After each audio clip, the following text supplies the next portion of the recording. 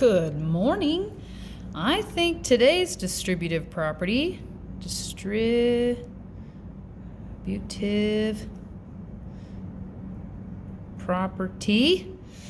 you'll find easy after yesterday's. So remember your name and the date. And this is going to be 2H. Distributive property, but now we're putting in variables. Yes, it's going to be awesome. Okay, you're going to do great. So, example 1. Let's do 2x plus 6. And if we're saying use the distributive property to simplify, that means whatever's outside the parentheses needs to be distributed amongst what's inside. And remember, number next to a parenthesis means multiply. So we're going to have 2 times x and 2 times 6.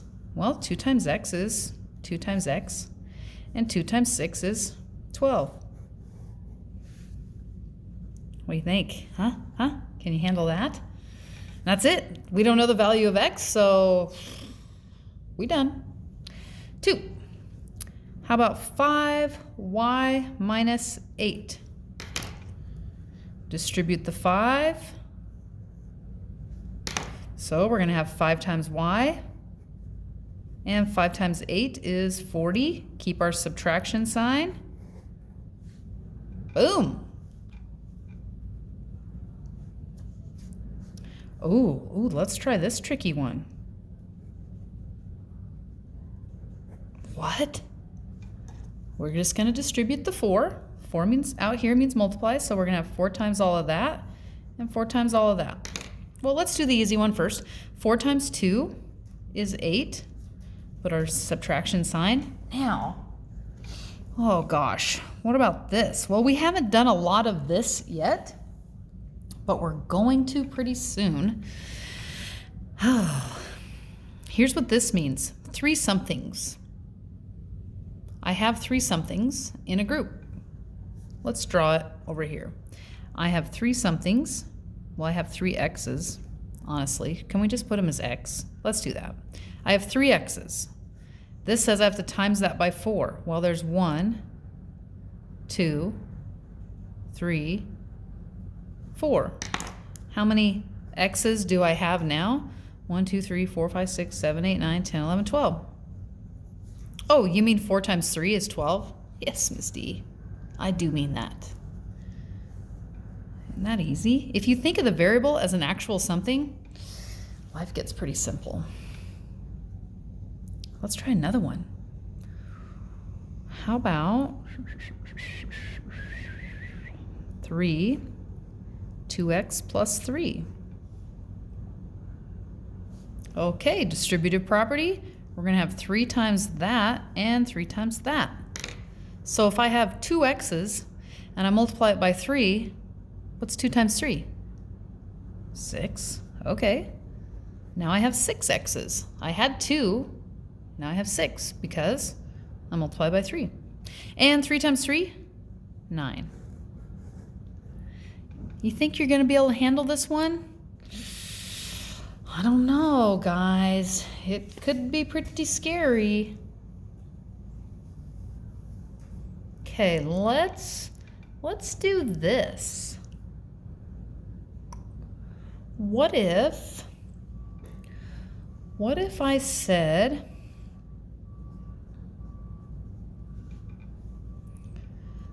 4 2p minus 1? Okay, well, I'm going to distribute the 4, Miss D. Okay, we're on a good start. 4 times 2 is 8, so 4 times 2p is 8p, and 4 times 1 is 4. And then what if I said a comma, p is worth 3? Then we would substitute the value of the variable. And we would say 8, where there's a p, we would put a 3, and then we'd follow the order of operations. 8 times 3 is 24, minus 4 is 20. Whoa, we're putting a lot of skills together, friends. It's going to be great. All right, last example. Well, I can't promise that, but I'm hopeful.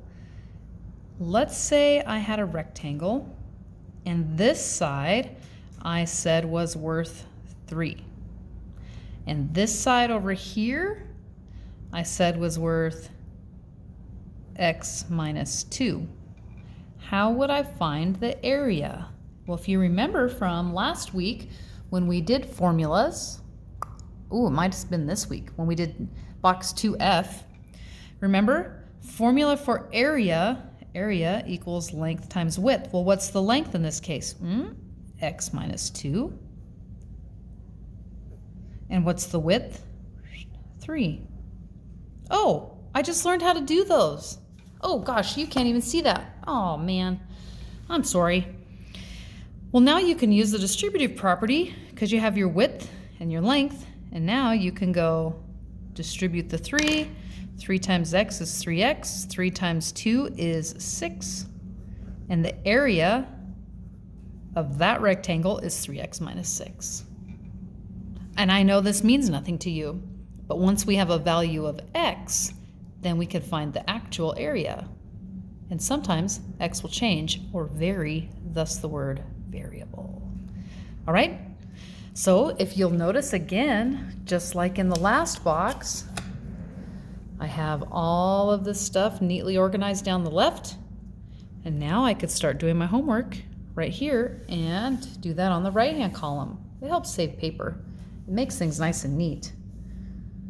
You know how I make my math nice and neat? I would really like it if yours was nice and neat too. And be brave. Use a pen. What happens when you make a mistake? We cross it out. It's no big deal. It's no big deal.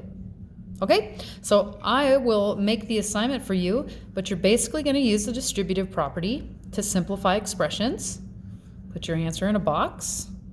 Some of them, I'm going to give you the value of the variable and I want you to solve. So you're going to have to substitute the value of the variable. And then I'm going to give you some kind of geometry problems and have you write me an expression and show me the distributive property. Okay? Awesome.